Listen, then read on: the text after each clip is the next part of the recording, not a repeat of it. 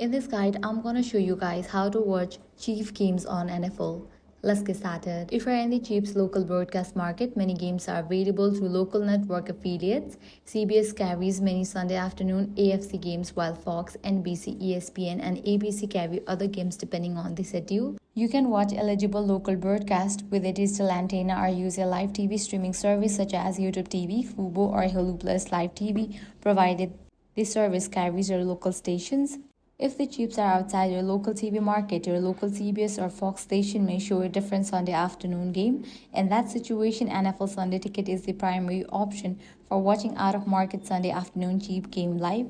Keep in mind that Sunday Ticket does not include nationally televised or streaming exclusive games, so you'll need to check the schedule for those matchups separately. Some Chief games can be exclusive to a specific streaming platform.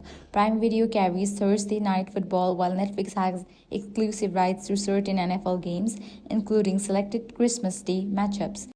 Peacock can also carry NBC games and select Peacock exclusive broadcast. If you only want to watch on a smartphone or tablet, NFL Plus provides live access to eligible local and nationally televised games on supported mobile devices.